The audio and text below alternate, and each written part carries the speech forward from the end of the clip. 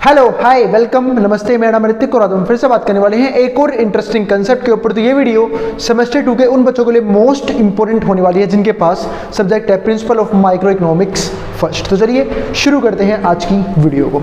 और ये हमारी लेसन नंबर 5 के ऊपर आखिरी वीडियो होने वाली है जहाँ पे हम ये समझेंगे कि सप्लाई कर्व कैसे अफेक्ट करता है इक्विलिब्रियम को, यानी कि जब हम सप्लाई कर्व में शिफ्ट कर देंगे उसके हिसाब से हमारा इक्विलिब्रियम किस प्रकार चेंज होगा, वो हम आज की वीडियो में देखने वाले हैं। और इस कंप्लीट सीरीज के नोट्स ऑलरेडी बन चुके हैं। जिन बच्चों को नोट्स परचेज करने हैं with important question answer PDF, वो इस नंबर पे जाए 9667836336 यहाँ पे व्हाट्सएप करके नोट्स ले सकते हैं। अब हम आते हैं आज के कंसेप्ट के ऊपर। जो हमारा आज का कंसेप्ट है वो है लेसन नंबर 5 का एक और मोस्ट इंपॉर्टेंट टॉपिक और इस चैप्टर का आखिरी कंसेप्ट। तो shift of the supply curve and equilibrium, ये हम डिस्कस कर रहे थे कि सप्लाई कर्व में किस प्रकार शिफ्ट जो है वो इक्विलिब्रियम को चेंज कर सकता है, शिफ्ट कर सकता है, वो हम देखेंगे। तो पहला जो हमारा टॉपिक है इसमें वो क्या है, leftward shift of the supply curve decrease in supply.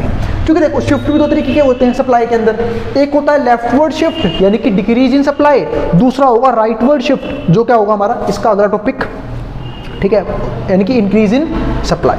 दोनों को डिस्कस करेंगे, ठीक है। अब एक एक करके डिस्कस करते हैं। तो पहले क्या है यहाँ पे हमारे पास leftward shift of supply curve या फिर डिक्रीज इन सप्लाई बोल सकते हैं हम इसे। अब इसमें है क्या वो देखते हैं। तो normally given and demand curve और leftward shift of supply curve tends to increase. अगर हमारे पास एक डिमांड कर्व गिवन हो, कुछ भी हो सकता है वो, तो a leftward shift of the supply curve tends to increase price and reduce quantity bought and sold. तो अगर लेफ्टवर्ड शिफ्ट आया है सप्लाई कर्व में, उसकी वजह से प्राइस इंक्रीज कर सकता है एंड रिड्यूस क्वांटिटी रिड्यूस हो सकती है, बोट एंड सोल्ड दोनों, चाहे वो खरीदी जाए चाहे वो बेची जाए, ठीक है। अब इसको इस कर्व में समझते हैं। आप सबको पता है कि जो ये हमारा एस कर्व है यानी कि एस एस, ये हमारे पास क्या है, इनिशियल सप्लाई कर्व। जब हमारा सप्लाई कर्व एस एस से शिफ्ट हो गया, शिफ्ट कहाँ चला गया, S1 पे। तो आप ध्यान से देखो क्या क्या चीज़ चेंज हो रही है। तो अगर मैं यहाँ पे बात करूँ तो ये हमारा पॉइंट था इक्विलिब्रियम का, ये वाला पॉइंट था। क्यों था इक्विलिब्रियम का, क्योंकि जहाँ पे डिमांड और सप्लाई एक दूसरे को काटती हैं वही पॉइंट हमारा क्या होता है, इक्विलिब्रियम का होता है। तो ये पॉइंट हमारा किसका हो गया, इक्विलिब्रियम का पॉइंट हो गया। अब इस पॉइंट पे देखूं तो जो P है हमारे पास क्या है, इक्विलिब्रियम प्राइस, और जो Q है वो हमारे पास क्या है, इक्विलिब्रियम क्वांटिटी। जब हम S से S1 की तरफ शिफ्ट कर गए तो एक तो हमारा प्राइस जो है वो राइज कर गया, P से P1, देखो यहाँ पे बोला था ना सुने, टेंड्स टू इंक्रीज प्राइस बढ़ जाएगा। क्वांटिटी Q1 से क्या हो गई, Q से क्या हो गई, Q1 क्वांटिटी डिक्रीज हो गई। तो अब Q1 क्या आया, नई इक्विलिब्रियम क्वांटिटी, और P1 क्या आया, नया इक्विलिब्रियम प्राइस, वो भी किस पॉइंट पे, नए इक्विलिब्रियम E1 पे। यानी कि हमारा इक्विलिब्रियम शिफ्ट हो गया कहाँ से, E से E1। तो क्या क्या चीज़ आई, सबको दिख गया होगा कि भाई प्राइस बढ़ चुका है, क्वांटिटी बोट और सोल्ड वो कम हो चुकी है, जैसा कि ऊपर लिखा हुआ था मैंने पहले ही।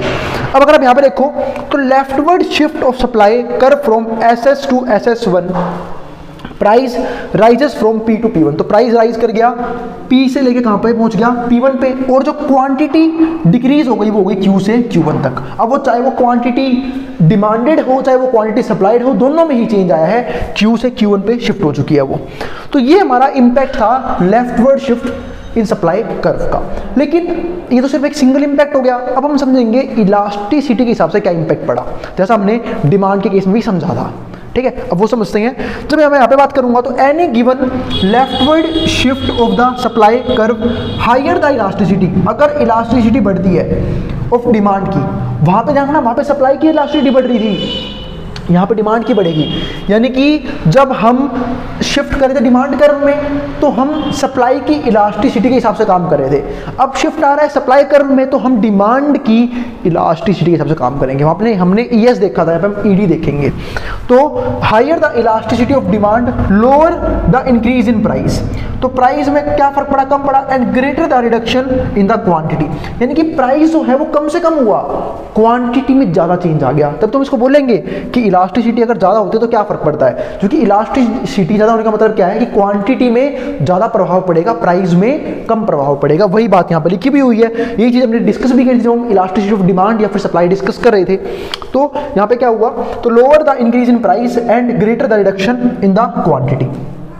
Boat and sold and vice versa, और इसका उल्टा भी हो सकता है, क्योंकि दोनों चीज़ें पॉसिबल होती हैं। क्योंकि इलास्टिसिटी का मतलब सिर्फ इतना सा होता है, अगर हम बोलो किसी की इलास्टिसिटी ज़्यादा है, इसका मतलब परसेंटेज चेंज इन क्वांटिटी ज़्यादा होगी परसेंटेज चेंज इन प्राइस से।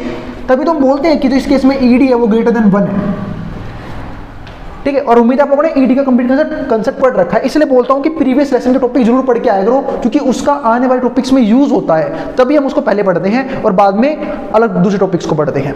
आई बात समझ में? तो ये चीज़ ध्यान रखा करो हमेशा कि किसी भी वीडियो, किसी भी सीरीज के हर एक टॉपिक को जो पिछले हो चुके हैं उन्हें कवर करने के बाद ही आप आने वाले टॉपिक समझ सकते हो, वरना कुछ कुछ टॉपिक आपको अनक्लियर रह जाएंगे। तो ये चीज़ थी यहाँ पे। तो परसेंटेज चेंज इन क्वांटिटी ज़्यादा है, परसेंटेज चेंज इन प्राइस कम है। तो अब वो दोनों केस हो सकता है, अगर प्राइस जो है प्राइस में चेंज कम आया, क्वांटिटी में चेंज क्या आया, ज़्यादा आया।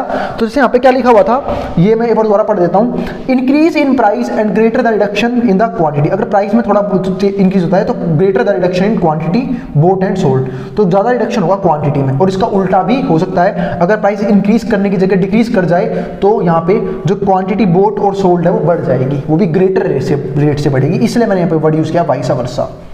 अब आइए पॉइंट क्या आता है, if the demand curve happens to be perfectly elastic. अब डिमांड कर्व परफेक्टली इलास्टिक है। जब डिमांड कर्व परफेक्टली इलास्टिक होगा, इस बात का मतलब क्या है कि प्राइस में अब आप चेंज नहीं कर सकते। अगर आपने प्राइस में थोड़ा बहुत ही चेंज किया, क्वांटिटी खत्म हो जाएगी। इसी को हम बोलते हैं परफेक्टली इलास्टिक। तो इक्विलिब्रियम प्राइस रिमेन्स अनचेंज। देखो ये बात लिखी हुई है कि इस केस में हम प्राइस को चेंज नहीं कर सकते, तो वो अनचेंज रहेगा। And only the quantity bought and sold decreases. तो इस केस में जो क्वांटिटी खरीदी जाएगी या फिर जो मैं बेचूंगा वो डिक्रीज होगी इस केस में। तो इसका कर्व भी देखो ये रहा कर्व, यहाँ पर देखो सेम वही चीज थी। जो सप्लाई कर्व है वो शिफ्ट हुआ SS2 SS S1 S1, यहाँ पे शिफ्ट हो गया, तो चेंज तो आया। सप्लाई कर्व में लेफ्टवर्ड शिफ्ट आया है। तो अब यहाँ पे देखो क्या प्राइस में चेंज आया? नहीं आया। इसको तो बोलते हैं परफेक्टली इलास्टिक डिमांड कर्व। यानी कि इसको हमने डिस्कस किया भी था जब मैं ईडी के ग्राफ समझा रहा था कि ये क्या है, हमारे पास एक हॉरिजॉन्टल डिमांड कर्व है, ठीक है। तो अब इस केस में अब देखो सिर्फ क्वांटिटी में चेंज हो रहा है। तो जैसे सप्लाई में चेंज हुआ, जब सप्लाई लेफ्टवर्ड शिफ्ट हुई तो सप्लाई डिक्रीज हो गई। पहले हम Q2 क्वांटिटी खरीद रहे थे, अब हम सिर्फ Q1 क्वांटिटी खरीद रहे हैं। तो ये इंपैक्ट पड़ा लेफ्टवर्ड शिफ्ट का। अब समझते हैं उस वाले इंपैक्ट को। अगर मैं यहाँ पे बात करूँ तो on the other hand if the demand curve is perfectly inelastic. अगर डिमांड कर्व इनइलास्टिक है तो इसका मतलब क्या है कि यहाँ पे प्राइस में चेंज क्वांटिटी को अफेक्ट नहीं कर रहा, और जब क्वांटिटी को अफेक्ट नहीं कर पा रहा इसका मतलब क्वांटिटी में चेंज नहीं आएगा, सिर्फ और सिर्फ प्राइस में चेंज आएगा। बिल्कुल इसका उल्टा, यहाँ प्राइस में चेंज नहीं आया था, क्वांटिटी में फर्क पड़ा था, वहां पे क्वांटिटी सेम रहेगी, प्राइस चेंज होगा। तो प्राइस क्या हुआ, P से P1, ठीक है। जैसे ही supply curve SS2 S1 S1 shift कर गई तो प्राइस हमारा P से P1 पे चला गया, ठीक है। तो पहले हम अब क्वांटिटी कांस्टेंट है, क्वांटिटी में चेंज नहीं आ रहा, इसको बोलते हैं perfectly inelastic demand curve. तो quantity remains unchanged while price increases, जब प्राइस इंक्रीज करेगा। तो इन द इंटरमीडिएट केस, अगर हम इसके बीच केस की बात करें, ठीक है, तो जो बीच केस मतलब ये वाला हो गया, ये वाला जहां पे पार्शियली चेंज प्राइस में भी आएगा और पार्शियली चेंज क्वांटिटी में भी आएगा। ये देखो जब सप्लाई में चेंज आया, S2 S1 शिफ्ट हुआ और हमारा जो E था इक्विलिब्रियम वो E से E1 शिफ्ट हुआ, तो हमारा प्राइस P से P1 हो गया, प्राइस थोड़ा सा इंक्रीज कर गया और क्वांटिटी थोड़ी सी डिक्रीज कर गई। तो इस तरीके से काम हुआ यहाँ पे, ठीक है। तो ये था हमारा जब इक्विलिब्रियम कहाँ होगा, जब हमारा सप्लाई कर्व लेफ्टवर्ड शिफ्ट होगा। लेकिन अभी हमने सिर्फ लेफ्टवर्ड शिफ्ट को डिस्कस किया है, राइटवर्ड शिफ्ट डिस्कस करना बाकी है। राइटवर्ड शिफ्ट समझाऊं उससे पहले यहाँ तक का उतार लेना। जिनको लेफ्टवर्ड शिफ्ट समझ आ गया ना उनको राइटवर्ड में दिक्कत नहीं आएगी, जिनको थोड़ा बहुत दिक्कत लग रही है वो राइटवर्ड समझ लेना, उनको लेफ्टवर्ड भी इजीली क्लियर हो जाएगा। और खासकर जिन्होंने प्रीवियस वीडियो देखी है जहाँ पर उन्होंने डिमांड कर्व में शिफ्ट देखा था, उनके लिए वीडियो समझना काफ़ी आसान है, ठीक है। बिल्कुल बाएं आता अकेले उनको हर एक टॉपिक समझ में आएगा इस वीडियो का, ठीक है। और अगर वीडियो पसंद आए तो वीडियो को लाइक किए बिना मत जाना और चैनल को सब्सक्राइब भी कर देना ऐसी वीडियोस के लिए। अभी एक कंसेप्ट बाकी है, 5 मिनट और लूंगा आप लोगों के, 5 से 7 मिनट। उसके बाद जैसे ही हम राइटवर्ड शिफ्ट में चेंज देख लेंगे कि कैसे इक्विलिब्रियम शिफ्ट होता है, हम इस वीडियो को पॉज कर देंगे। इसी के साथ चैप्टर भी हमारा फिनिश हो जाएगा। पहले यहाँ तक का उतार लो जो भी उतारना है, ठीक है। मैं हट रहा हूँ बोर्ड के सामने से। चलो फिर हम डिस्कस करते हैं इस वीडियो का आखिरी पार्ट, जहां पर डिस्कस करेंगे कि सप्लाई कर्व में अगर राइटवर्ड शिफ्ट आया तो हमारा इक्विलिब्रियम किस तरीके से रिएक्ट करेगा या फिर किस तरीके से अफेक्ट होगा, वो डिस्कस करते हैं। तो अगर एक rightward shift in supply curve, इसको क्या बोलते हैं, इंक्रीज इन सप्लाई। यानी कि अब तक हमने क्या लिखा था, leftward shift in supply curve, जिसको क्या बोलते हैं, डिक्रीजिंग सप्लाई। अब अगर हमारी सप्लाई राइटवर्ड शिफ्ट करती है, यानी कि सप्लाई में इंक्रीज होता है, तो उसका क्या इंपैक्ट पड़ने वाला है, और उसके हम डिफरेंट ग्राफ को डिस्कस करेंगे। पहले वो समझते हैं। सबसे पहले समझते हैं ग्राफ को। अगर मैं ग्राफ को देखूं तो ये हमारे पास एक ग्राफ है, और एक चीज तो काफी इंपॉर्टेंट जो मैंने यहाँ पर लिखी हुई है वो क्या, in case of rightward shift of the supply curve result are exactly opposite of leftward case. यानी कि लेफ्टवर्ड केस का बिल्कुल अपोजिट होगा जब हमारा सप्लाई राइटवर्ड शिफ्ट कर जाएगा। जैसे यहाँ पर देखो, डिमांड फिक्स है, ये हमारे पास एस इनिशियल सप्लाई कर्व है। अगर ये हमारा इनिशियल सप्लाई कर्व है, तो जहां पे डिमांड और सप्लाई कर्व काटेंगे, ये हमारा पॉइंट होगा P। इसको हम बोलते हैं पॉइंट ऑफ इक्विलिब्रियम।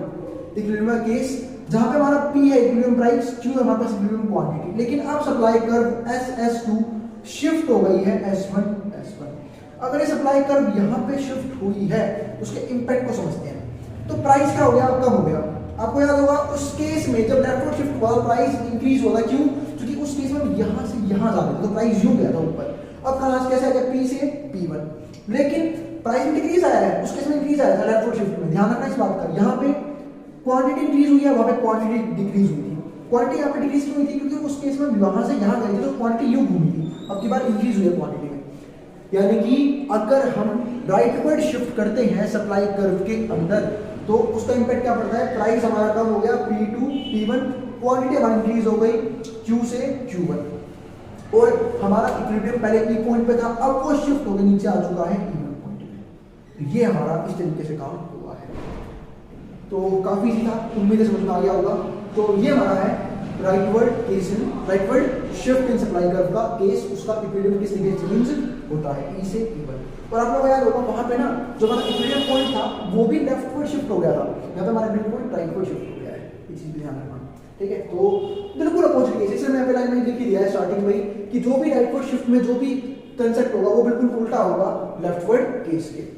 अब आगे समझते हैं इलास्टिसिटी वाला कंसेप्ट। तो अब तक तुमने ये देखा कि अगर हमारा सप्लाई कर्व राइटवर्ड शिफ्ट कर जाता है, तो उसका इंपैक्ट इक्विलिब्रियम पे क्या पड़ेगा। जब हमारा प्राइस भी थोड़ा बहुत, प्राइस यहाँ पे डिक्रीज हो गया, क्वांटिटी हमारी इंक्रीज हो गई, दोनों में चेंज आया है। लेकिन हम समझेंगे इलास्टिसिटी वाली कंसेप्ट को कि परफेक्टली इलास्टिक और परफेक्टली इनइलास्टिक केस में क्या होगा, वो देखते हैं। तो normally rightward shift of the supply curve given any demand curve tends to lower equilibrium. जो हमारा इक्विलिब्रियम हो जाता है, कम हो जाता है, कम हो गया। Price and to increase in quantity, तो प्राइस हमारा कम हो गया, देखो इक्विलिब्रियम प्राइस भी कम हो गया, पर क्वांटिटी हमारी इक्विलिब्रियम बढ़ जाती है। However for a given rightward shift of the supply curve more elastic the demand curve lower is the following price. इसका मतलब अगर हमारा इलास्टिसिटी क्या होता है, ज्यादा होता है, यानी कि मोर इलास्टिक डिमांड कर्व हमारा। क्योंकि देखो जब मैंने बात अभी भी समझाई थी थोड़ी देर पहले कि जब हम सप्लाई कर्व में शिफ्ट की बात कर रहे होते हैं तो हम इलास्टिसिटी ऑफ डिमांड का कंसेप्ट यूज करते हैं, और जब हम शिफ्ट इन डिमांड का कंसेप्ट यूज करते हैं इक्विलिब्रियम के लिए, तो वहां पे इलास्टिसिटी ऑफ सप्लाई की बात करते हैं, उल्टा यूज करते हैं। तो यहाँ पे क्या आएगा, मोर elastic the demand curve lower is following price, यानी कि प्राइस में कम चेंज आएगा, लेकिन greater in the increase in quantity bought and sold and vice वर्सा। लेकिन क्वांटिटी में तो फर्क ज्यादा पड़ेगा, क्योंकि इलास्टिसिटी का ज्यादा होने का मतलब ही यही होता है कि प्राइस में ग्रेटर चेंज, प्राइस में कम चेंज, क्वांटिटी में ज्यादा रेट चेंज। वही चीज यहाँ पे हुई है। Lower is the following price, greater is the increase in quantity. Quantity ज्यादा से बढ़ेगी, प्राइस कम से कम होगा, ठीक है। And bought and sold and vice versa, और इसका उल्टा। If the demand curve is perfectly inelastic, अगर डिमांड कर्व परफेक्टली इनइलास्टिक है।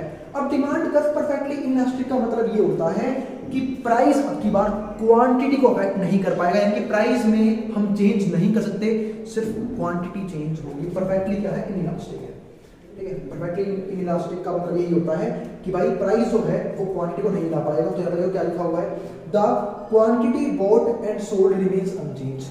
तो क्वांटिटी जो है वो हमारी अनचेंज रहेगी अगर अपने, और प्राइस हमारा क्या होगा, कम होगा। जैसे यहाँ पे देखो अभी हमारे पास है परफेक्टली इनइलास्टिक का कर्व, अगर इसको देखो तो प्राइस हमारा कम हो गया है, P से क्या हो गया P1, क्योंकि सप्लाई शिफ्ट होगी, डिमांड फिक्स है, सप्लाई कर्व क्या हो गया S2 S1। इसको बोलते हैं हमारा वर्टिकल डिमांड कर्व यानी कि perfectly inelastic demand curve. और perfectly inelastic demand curve का मतलब यही होता है कि आप चाहे प्राइस में कितना ही चेंज कर लो, क्वांटिटी नहीं बदलने वाली। तो वही चीज यहाँ पे हुई, प्राइस P से P1 आया, क्योंकि सप्लाई में शिफ्ट आया था S से S1 उसकी वजह से, लेकिन क्वांटिटी पे कोई प्रभाव नहीं पड़ा, क्वांटिटी में भी क्या है, सेम ही है। तो वो चीज थी यहाँ पे। तो क्वांटिटी फिक्स, सप्लाई में प्राइस में चेंज और सप्लाई शिफ्ट हो गई S टू S1। अगर मैं आगे बात करूं, लेकिन एक चीज और इंपॉर्टेंट ध्यान रखना, वहां पे उल्टा हुआ था लेफ्टवर्ड शिफ्ट के केस में, अगर आप याद हो, क्योंकि लेफ्टवर्ड शिफ्ट में S इस वाले सप्लाई का से इस वाले सप्लाई करके गई तो वहां पे प्राइस इंक्रीज हुआ था, इंक्रीज हुआ है। ठीक है, अब आगे देखें तो on the other hand if demand curve happens to be perfectly elastic, लेकिन अगर मानो डिमांड कर्व परफेक्टली इलास्टिक है।